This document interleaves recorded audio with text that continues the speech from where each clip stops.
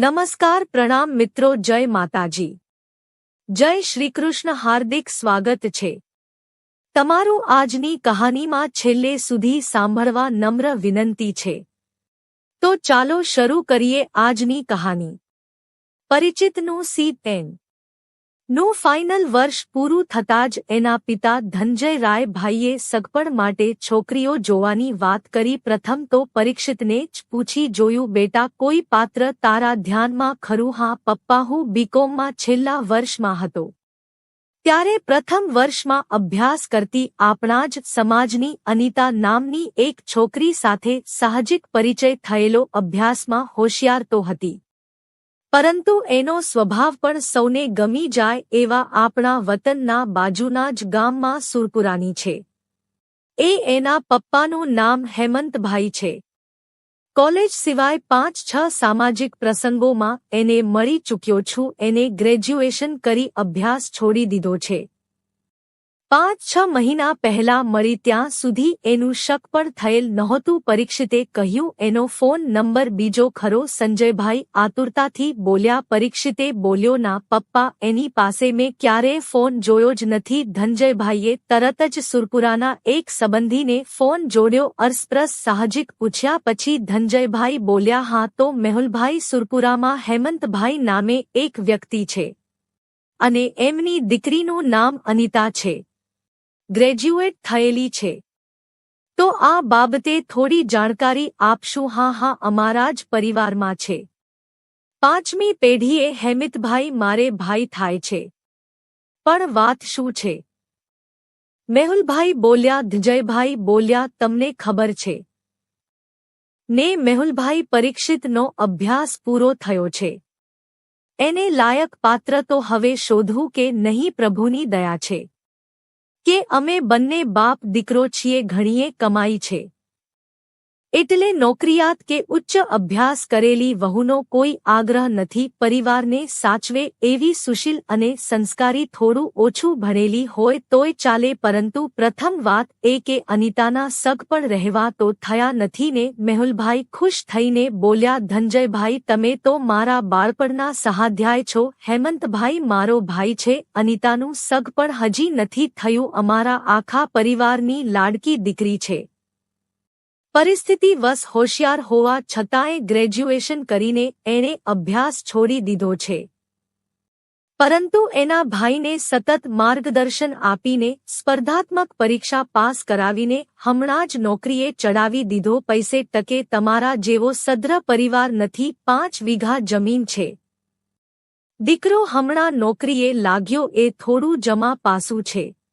મેહુલભાઈ મારે તો સભ્યતા સંસ્કારને ભરેલો પરિવાર જોઈએ પછી એ ભલે ગરીબ હોય કે તરંગ હોય તમે ત્યાં જઈને બધી વાતચીત કરીને મને 1-2 દિવસમાં જવાબ આપો ધનેભાઈ લાગણી ભાવે બોલ્યા ધર્મના કામમાં ઢીલ શું અત્યારે જ હેમંતભાઈના ઘેર જઈને બધી વાતચીત કરી હમણાં જ પ્રત્યુત્તર આપી દઉં સંજયભાઈ કહીને મેહુલભાઈએ ફોન મૂકી દીધો મેહુલભાઈએ હેમંતભાઈના ઘેર જઈને બધી હકીકત કહી સંભળાવી અનિતાનું ધ્યાન ચા મૂકતા અને ઘરકામ કરતા આ વાતોમાં જ હતું અત્યારે એના આનંદનો કોઈ પાર ન હતો મનોમન એકલી બબડતી હતી હા એ જ પરિસ્થિતિ વભાવે એકદમ નિખાલસ સતત હસતો ચહેરો પૈસાદાર બાપનો દીકરો હોવા છતાં એકદમ સાદગી કોલેજ અને 5-6 સામાજિક પ્રસંગોમાં ઉઠતી મુલાકાત અને છેલ્લી એ 5-1 મિનિટની મુલાકાત વખતે પરિચિતે સાવ પાસે આવીને કહેલા એ વાક્યો જેટલા સામાજિક પ્રસંગોમાં આવું છું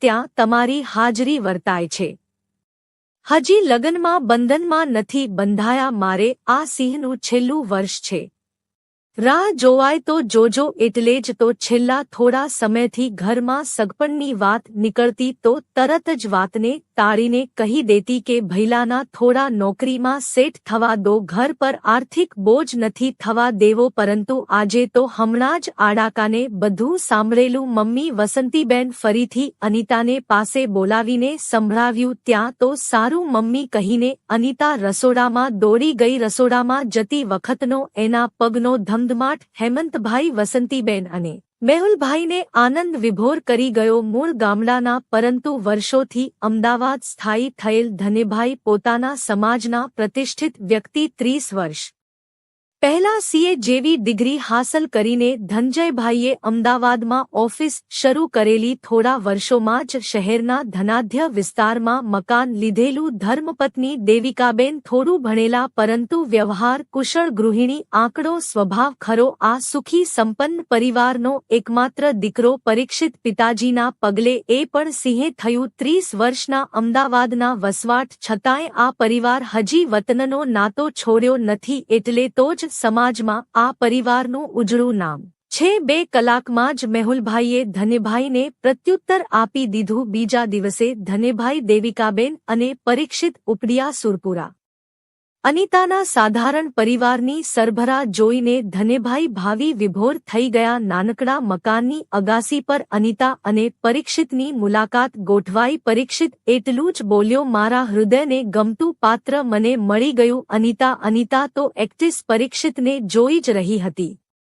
જાણે એના દિલને ધારો જ ના થતું હોય. 3 માસ પછી લગ્ન લેવાયા. ધનેભાઈએ હેમંતભાઈને ચોખ્ખા શબ્દોમાં કહી દીધું હતું કે હેમંતભાઈ વેવાય લગ્નમાં કોઈ ખોટો ખર્ચ કરતા નહીં. તમારી દીકરીને પણ કંઈક દાગીનો આપવાની જરૂર નથી. વેવાયપણું દાખવતા નહીં. મને તમારો મિત્ર સમજીને કંઈ જરૂરિયાત હોય તો પણ કહી દેજો, પરંતુ પ્રમાણમાં ઠીક ધામધૂમથી તો અવસર કરી જ દીધો. હેમંતભાઈએ દીકરી સુખી સમૃદ્ધ અને પ્રતિષ્ઠિત પરિવારમાં જઈ રહી હતી. શહેરી જીવન છતાંય આકરો સ્વભાવ ધરાવતા દેવિકાબેન આધુનિક જીવનશૈલી પ્રત્યે કેટલીક રૂઠનીજી માને ધરાવતા હતા.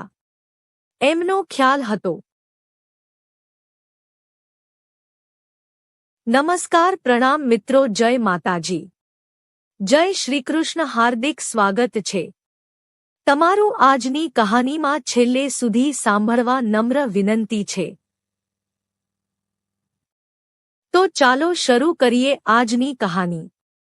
પરિચિતનું C10 નું ફાઇનલ વર્ષ પૂરું થતાં જ એના પિતા ધનંજયરાય ભાઈએ સગપણ માટે છોકરીઓ જોવાની વાત કરી. પ્રથમ તો પરીક્ષિતને જ પૂછી જોયું, બેટા કોઈ પાત્ર તારા ધ્યાનમાં ખરું? હા પપ્પા, હું બીકોમમાં છેલ્લા વર્ષમાં હતો. ત્યારે પ્રથમ વર્ષમાં અભ્યાસ કરતી આપણા જ સમાજની અનિતા નામની એક છોકરી સાથે સાહજિક પરિચય થયેલો. અભ્યાસમાં હોશિયાર તો હતી, પરંતુ એનો સ્વભાવ પણ સૌને ગમી જાય એવા આપણા વતનના બાજુના જ ગામમાં સુરપુરાની છે. એના પપ્પાનું નામ હેમંતભાઈ છે. કોલેજ સિવાય 5-6 સામાજિક પ્રસંગોમાં એને મળી ચૂક્યો છું. એને ગ્રેજ્યુએશન કરી અભ્યાસ છોડી દીધો છે. 5-6 મહિના પહેલા મળી ત્યાં સુધી એનું શક પણ થયેલ નહોતું. પરીક્ષિતે કહ્યું, એનો ફોન નંબર બીજો ખરો? સંજયભાઈ આતુરતાથી બોલ્યા. પરીક્ષિતે બોલ્યો, ના પપ્પા, એની પાસે મેં ક્યારેય ફોન જોયો જ નથી. ધનંજયભાઈએ તરત જ સુરપુરાના એક સંબંધીને ફોન જોડ્યો. અરસપરસ સાહજિક પૂછ્યા પછી ધનંજયભાઈ બોલ્યા, હા તો મેહુલભાઈ, સુરપુરામાં હેમંતભાઈ નામે એક વ્યક્તિ છે અને એમની દીકરીનું નામ અનિતા છે. ગ્રેજ્યુએટ થયેલી છે. તો આ બાબતે થોડી જાણકારી આપશું? હા, અમારા જ પરિવારમાં છે. 5મી પેઢીએ હેમિતભાઈ મારે ભાઈ થાય છે. પણ વાત શું છે? મેહુલભાઈ બોલ્યા. ધનંજયભાઈ બોલ્યા, તમને ખબર છે ને મેહુલભાઈ, પરીક્ષિતનો અભ્યાસ પૂરો થયો છે. એને લાયક પાત્ર તો હવે શોધવું કે નહીં? પ્રભુની દયા છે કે અમે બંને બાપ દીકરો છીએ. ઘણીએ કમાઈ છે એટલે નોકરિયાત કે ઉચ્ચ અભ્યાસ કરેલી વહુનો કોઈ આગ્રહ નથી. પરિવારને સાચવે એવી સુશીલ અને સંસ્કારી, થોડું ઓછું ભણેલી હોય તોય ચાલે. પરંતુ પ્રથમ વાત એ કે અનિતાના સગ પણ રહેવા તો થયા નથી ને. મેહુલભાઈ ખુશ થઈને બોલ્યા, ધનંજયભાઈ, તમે તો મારા બાળપણના સહાધ્યાય છો. હેમંતભાઈ મારો ભાઈ છે. અનિતાનું સગ પણ હજી નથી થયું. અમારા આખા પરિવારની લાડકી દીકરી છે. પરિસ્થિતિવશ હોશિયાર હોવા છતાંય ગ્રેજ્યુએશન કરીને એણે અભ્યાસ છોડી દીધો છે. પરંતુ એના ભાઈને સતત માર્ગદર્શન આપીને સ્પર્ધાત્મક પરીક્ષા પાસ કરાવીને હમણાં જ નોકરીએ ચડાવી દીધો. પૈસે ટકે તમારા જેવો સદ્ર પરિવાર નથી. 5 વીઘા જમીન છે.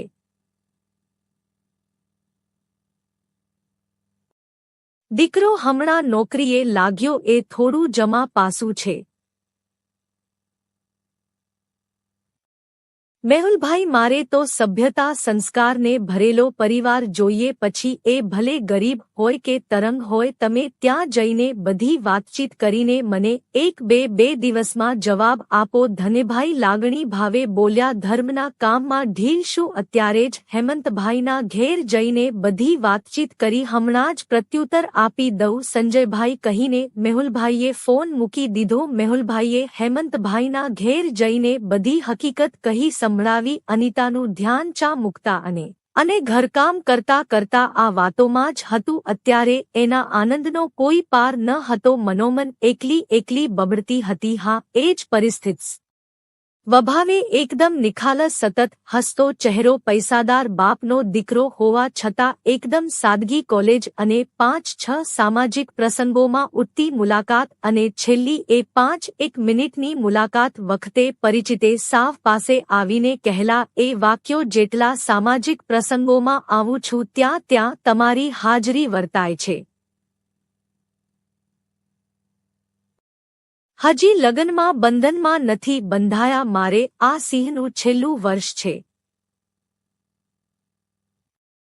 રાહ જોવાય તો જોજો. એટલે જ તો છેલ્લા થોડા સમયથી ઘરમાં સગપણની વાત નીકળતી તો તરત જ વાતને તાળીને કહી દેતી કે ભૈલાના થોડા નોકરીમાં સેટ થવા દો. ઘર પર આર્થિક બોજ નથી થવા દેવો. પરંતુ આજે તો હમણાં જ આડાકાને બધું સાંભળેલું. મમ્મી વસંતીબેન ફરીથી અનિતાને પાસે બોલાવીને સંભળાવ્યું. ત્યાં તો સારું મમ્મી કહીને અનિતા રસોડામાં દોડી ગઈ. રસોડામાં જતી વખતનો એના પગનો ધમધમાટ હેમંતભાઈ, વસંતીબેન અને મેહુલભાઈને આનંદ વિભોર કરી ગયો. મૂળ ગામડાના પરંતુ વર્ષોથી અમદાવાદ સ્થાયી થયેલ ધનેભાઈ પોતાના સમાજના પ્રતિષ્ઠિત વ્યક્તિ. 30 વર્ષ પહેલા સીએ જેવી ડિગ્રી હાંસલ કરીને ધનંજયભાઈએ અમદાવાદમાં ઓફિસ શરૂ કરેલી. થોડા વર્ષોમાં જ શહેરના ધનાઢ્ય વિસ્તારમાં મકાન લીધેલું. ધર્મપત્ની દેવિકાબેન થોડું ભણેલા પરંતુ વ્યવહાર કુશળ ગૃહિણી. આંકડો સ્વભાવ ખરો.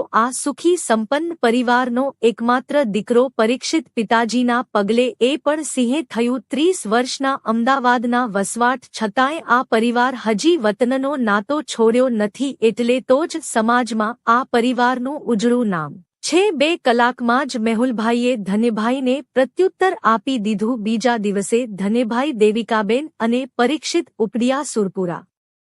અનિતાના સાધારણ પરિવારની સરભરા જોઈને ધનેભાઈ ભાવિ વિભોર થઈ ગયા. નાનકડા મકાનની અગાસી પર અનિતા અને પરીક્ષિતની મુલાકાત ગોઠવાઈ. પરીક્ષિત એટલું જ બોલ્યો, મારા હૃદયને ગમતું પાત્ર મને મળી ગયું. અનિતા તો એક્ટ્રેસ પરીક્ષિતને જોઈ જ રહી હતી. જાણે એના દિલને ધારો જ ના થતું હોય. 3 માસ પછી લગ્ન લેવાયા. ધનેભાઈએ હેમંતભાઈને ચોખ્ખા શબ્દોમાં કહી દીધું હતું કે હેમંતભાઈ વેવાય લગ્નમાં કોઈ ખોટો ખર્ચ કરતા નહીં. તમારી દીકરીને પણ કંઈક દાગીનો આપવાની જરૂર નથી. વેવાયપણું દાખવતા નહીં. મને તમારો મિત્ર સમજીને કંઈ જરૂરિયાત હોય તો પણ કહી દેજો, પરંતુ પ્રમાણમાં ઠીક ધામધૂમથી તો અવસર કરી જ દીધો. હેમંતભાઈએ દીકરી સુખી સમૃદ્ધ અને પ્રતિષ્ઠિત પરિવારમાં જઈ રહી હતી. શહેરી જીવન છતાંય આકરો સ્વભાવ ધરાવતા દેવિકાબેન આધુનિક જીવનશૈલી પ્રત્યે કેટલીક રૂઠનીજી માને ધરાવતા હતા. એમનો ખ્યાલ હતો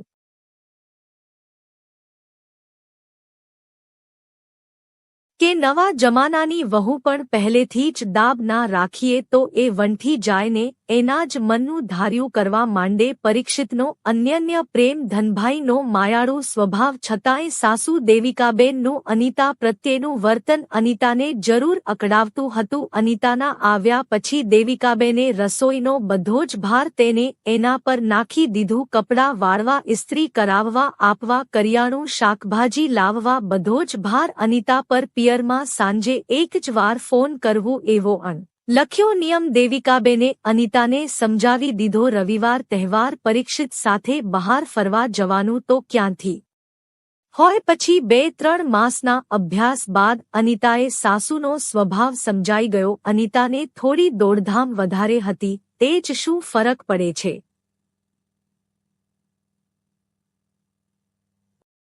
પતિ અને સસરાનો તો અઢળક પ્રેમ છે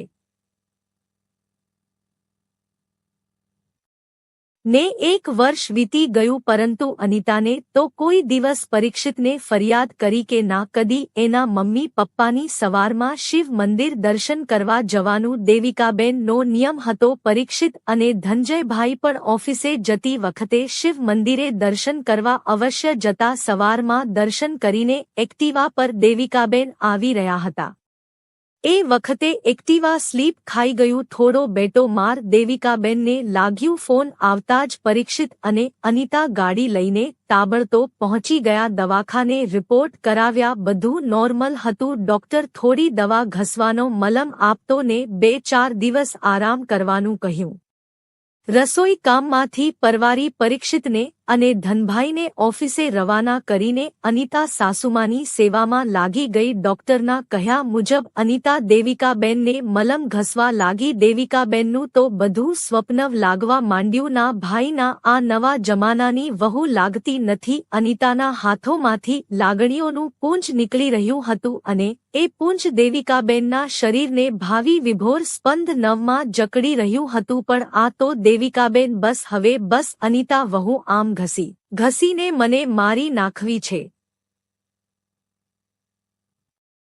કે શું? હવે ઘસવાનું પડતું મૂકીને મને થોડું ખવડાવો તો. આ ડોક્ટરે આપેલ ટીકડી લઉં. આ 2 હાથની કોણી થોડી સોળાય છે એટલે જાતે તો ખાઈ નહીં શકું. અનિતા દેવિકાબેનને પ્રેમપૂર્વક 7 રોટલીના કોળિયા કરીને ખવડાવવા લાગી. સગી દીકરી ખવડાવતી હોય એવું દેવિકાબેનને લાગ્યું. પરંતુ આ તો દેવિકાબેન 4 દિવસની ચાકરીએ દેવિકાબેનના માહલ્યાને ઢંઢોળી દીધો. પરંતુ મન તો એક જ ચાપ ચપી રહ્યું હતું. એમ કંઈ હું હેતરાવાની નથી. દેવિકાબેન હરતા ફરતા થઈ ગયા. અઠવાડિયું વીત્યું. ત્યાં એક સાંજે અનિતા અને તેની મમ્મી સાથેની વાતચીત દેવિકાબેન એકાને સાંભળી રહ્યા હતા. બીજા દિવસે સવારે બાપ દીકરો ઓફિસે નીકળતા જ દેવિકાબેને અનિતાને પૂછ્યું, ગઈ સાંજે ફોન પર તમારી મમ્મી સાથે શું વાતચીત કરી રહ્યા હતા? અનિતા વહુ અનિતાને ઘડી પડતો કહેવાનો શોખ થયું છતાંય બોલી, કંઈ નહીં મમ્મી, મારા ભાઈ અવિનાશના લગ્નની વાત હતી. એના સાસરીવાળાએ 3 મહિના પછી લગ્ન ગોઠવ્યા છે.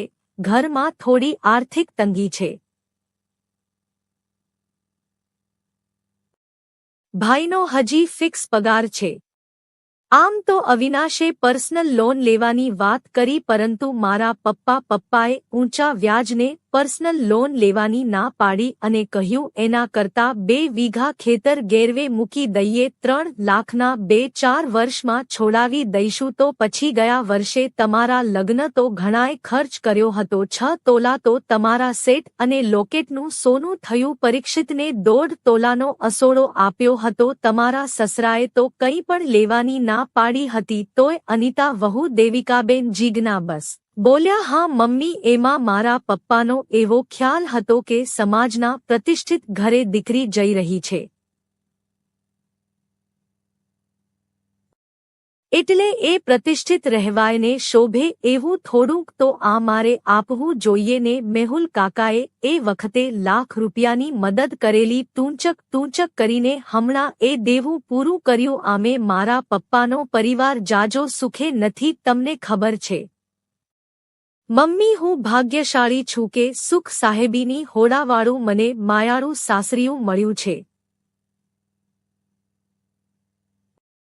અનિતા ઢીલા અવાજે બોલી. દેવિકાબેનના ચહેરાના ભાવ કોઈ ફરક ના પડ્યો. એ તો એ જ કડક સ્વભાવથી બોલ્યા. તો તમારા મમ્મીને અત્યારે જ ફોન કરીને કહી દો કે એ જમીન અમે ગીરવે રાખી લઈશું, બીજા કોઈને આપતા નહીં. કાલ સવારે જ હું રૂપિયા લઈને જઈશ. ચિંતાગ્રસ્ત ચહેરે અનિતાએ સાસુના આદેશને અનુસરીને એ જ વખતે ફોન કર્યો. ફોન પર અનિતાના શબ્દો સાંભળીને વસંતીબેન પણ શોકજનક સ્થિતિમાં મુકાયા. રાત્રે ધનંજયભાઈને બધી વાત કરીને દેવિકાબેન પોળો ચેક પર સહી લેવડાવી દીધી હતી અને સવારે જ બસમાં જ વેવાઈના ઘરે જવાનું નક્કી કરી લીધું હતું. સવારે ધનભાઈ અને પરીક્ષિત ઓફિસે જવા નીકળ્યા. તરત જ દેવિકાબેન બોલ્યા, અનિતા વહુ, તિજોરીમાંથી તમારું લોકેટ અને સેટ કાઢી આપો. હું અત્યારે તમારા પિયર જઈ રહી છું. બે ઘરેણાં વચ્ચે આવતી બેગમાં લોકરમાં મૂકી જાવ અને હું આવતી કાલે પરત આવીશ, એટલે ઘેર બધું સાચવી લેજો. દેવિકાબેનના નીકળ્યા પછી અનિતાના મનમાં કેટલાય વિચારો આવી ગયા. સાસુમાં ઘરેણાં લોકરમાં મૂકવા કેમ લઈ ગયા? મારા પર વિશ્વાસ નહીં હોય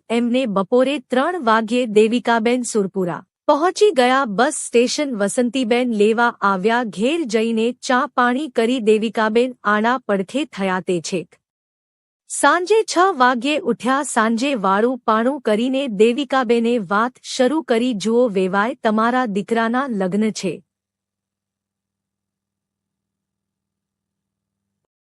એટલે થોડું કહેવું છે મારે. એટલું બોલીને દેવિકાબેને પોતાની પાસે રહેલ થેલામાંથી અનિતાના લોકેટ અને સેટ કાઢ્યા. એ બંને વસ્તુ વસંતીબેનના હાથમાં આપીને બોલ્યા, આ તમારી અનામત છે, તમને પાછી આપવા આવી છું. મારા વેવાણ મારો સગો ભીડમાં હોય અને અમે થોડી મદદ ના કરી શકીએ તો લયાનત છે. અમારી જિંદગી પર આ તમારું છે. તમને પાછું આપવા આવી છું. તમારી વહુને આપતા તમને સંકોચ ના થાય કે આ કોઈએ અમને આપ્યું છે? તમારી દીકરીને તો અવિનાશના લગ્ન પ્રસંગે સોનેથી મઢીને મોકલીશ. વળી થેલામાંથી સહી વાળો ચેક કાઢીને બોલ્યા, હેમંત વેવાય, આ ચેક તમારા વેવાએ સહી કરીને આપ્યો છે. આ લગ્ન પ્રસંગે બીજી જે કંઈ જરૂરિયાત હોય એટલી રકમ આ ચેકમાં ભરી દો. જમીન ક્યાંય પણ ગીરવે મૂકવાની નથી. અને છેલ્લે તમને એટલું જરૂર કહું છું કે અનિતાને અહીં ના આવે ત્યાં સુધી એને થોડી ઘણી જાણ કરવાની નથી. તમને અનિતાના સોગંદ છે. હેમંતભાઈ ઊભા થઈ ગયા. એમની આંખમાં જળજળિયા આવી ગયા. હાથ જોડીને બોલ્યા, બસ કરો વેવાણ, તમારા લાગણી ભાવને અમે વંદન કરીએ છીએ. અમે ઘણા ભાગ્યશાળી છીએ કે તમારા જેવા સગા મળ્યા. ચેકની વાત રહેવા દો, અમારી પાસે એટલી તો સગવડ છે.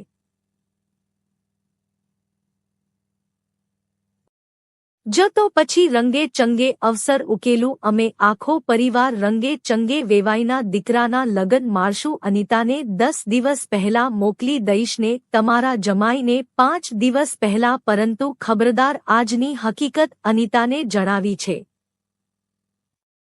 તો દેવિકાબેન હસતા હસતા બોલ્યા. છેલ્લે વસીબેન બોલ્યા, પણ ફોન પર અમારે અનિતાને શું કહેવાનું? એમ જ કહી દેવાનું કે 3 લાખના ખેતર ગીરવે આપી દીધું તારા સાસુને. મારે મારી વહુની પરીક્ષા કરવી છે.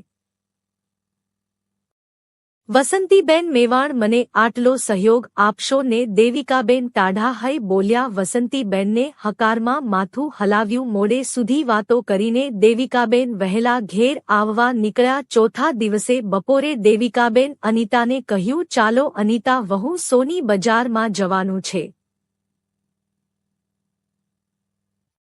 તમારા માટે ઘરેણાં લેવાના છે. લોકેટ સેટ અને 5-6 વીંટીઓ, મંગળસૂત્ર અને અહોડું તો અમે આપ્યા જ હતા. તે છે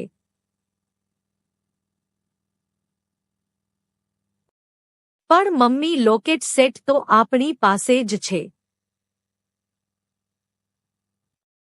ખોટો ખર્ચ શા માટે કરવો? અનિતા સહજ ભાવે બોલી. દેવિકાબેન ગુસ્સામય અવાજે બોલ્યા, એ તો તમારા પિયરથી મળેલ છે. તમારા ભાઈના લગ્નમાં વળી કોઈ કહી જાય કે અધર પરિવાર છે. છતાંય સસરાના ઘરનો કોઈ ભારે દાગીનો તો વહુ પાસે નથી એટલે 10 તોલા સોનાના દાગીનાની ખરીદી થઈ પરંતુ અનિતાના તો હસી શકતી હતી કે ના મનોવ્યથાને રજૂ કરી શકતી હતી એના 2 મહિના તો એ રીતે જ પસાર થઈ ગયા ભાઈના લગ્નને 10 દિવસ બાકી હતા ત્યારે દેવિકાબેને પરીક્ષિતને આદેશ કર્યો વહુને આજે એના પિયર મૂકી આવ અને મૂકીને તરત જ પાછો આવી જજે 5 દિવસ પછી તારે ત્યાં જ જઈને રોકાવાનું જ છે મમ્મીની આજ્ઞા શિરોધાર્ય કરી પરીક્ષિત અનિતાને સુરપુરા મૂકીને 4.5 કલાકમાં તો પરત આવી ગયું 5 મિનિટ ચા પીવા રોકાયો એટલું માપ 2 મહિનાનું અર્ધસત્ય તો અનિતાને ઘરે ડુમાની જેમ ભરાઈ ગયું હતું સાંજે જમ્યા પછી વસંતીબેન અવિનાશની પત્ની માટે ઘરેણાં બતાવ્યા ત્યારે અનિતા અચંબિત થઈ ગઈ અરે આ શેઠને લોકેટ તો મારા છે મમ્મી હા ભાઈ તારા છે તારા પરંતુ શું કરીએ તારા સાસુમાં સોગંદ આપીને ગયા હતા કહીને વસંતીબેન બધી જ હકીકત કહી સંભળાવી એ ખાનદાન પરિવારની દીકરીને 1.25 વર્ષનો ઘર સંસારના રડવાનો મોકો આપતા હતા હસવાનું બસ એનું હૃદય તો એક જ ટહુકાર કરી રહ્યું હતું સાસુમાં છેતરી ગયા મોડે 10 વાગ્યે અનિતાએ પરીક્ષિત સાથે વાત કરીને ફોન દેવિકાબેનને આપવાનું કહ્યું દેવિકાબેનને હેલો કહેતા અનિતા લાગણી ભીના રૂંધાયેલા સ્વરે બોલી મમ્મી તમે તો સાસુમાં રૂપમાં માની બરોબરી કરી દીધી મમ્મી અનિતા આગળ કંઈ બોલે એના પહેલા દેવિકાબેન બોલ્યા વેવલા વેરા બંધ કર ચાપલી જે કહેવું હોય તે ઘેર આવીને કહેજે અવિનાશના લગ્ન પ્રસંગે ખુદ દેવિકાબેન વચ્ચે ઊભા રહીને પરીક્ષિતને અનિતા અને ધનંજયભાઈ સાથે સેલ્ફી લેતા હતા ધામધૂમથી લગ્ન પ્રસંગ મહાલીને ઘેર આવ્યા પછી દેવિકાબેન મોટા ભાગના રવિવાર પરીક્ષિતને અનિતા સાથે સહેલગાળે પર્યટને મોકલતા ત્યારે તેઓ પણ યાત્રાને લઈને ઉપડી જતા ક્યારેક ક્યારેકના માથું દુખતું હોય કે ના પગ પરંતુ ખાલી બહાનું બતાવીને બપોરે હાથ પગ માથું દબાવવાનું દેવિકાબેન અનિતાને કહ્યા વગર ના રહે પછી વારવાર આંખો અર્ધખુલ્લી કરીને અનિતાને જોયા કરે ખબર છે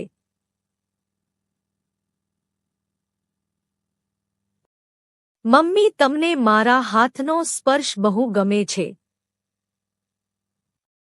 વાક્યનો સીધો એક જ જવાબ હોય દેવિકાબેન પાસે સારું હવે છાની માની દબાવ્યા કર ચાપલી પહેલા ખોળે લક્ષ્મીના વધામણા થતાં જ દેવિકાબેન અને ધનેભાઈ ગાડી ભરી જલેબી લઈને અનિતાના પેર ગયા દીકરીને ધરાઈને જોઈ લીધા પછી અનિતાના માથે હાથ ફેરવીને કાન પાસે મોહ રાખીને ધીરેથી દેવિકાબેન અનિતાના કાનમાં કહ્યું હું તો અહીં પણ હારી ગઈ અલી આ મારા દીકરાની દીકરીએ સાવ તારા ઉપર ગઈ છે ચાપલી અનિતાના મોહ પર સાસુમાનો પ્રત્યેકનો પરમ સંતોષ સ્પષ્ટ વર્તાતો હતો તો એનો આત્મા એને આનંદિત કરી રહ્યો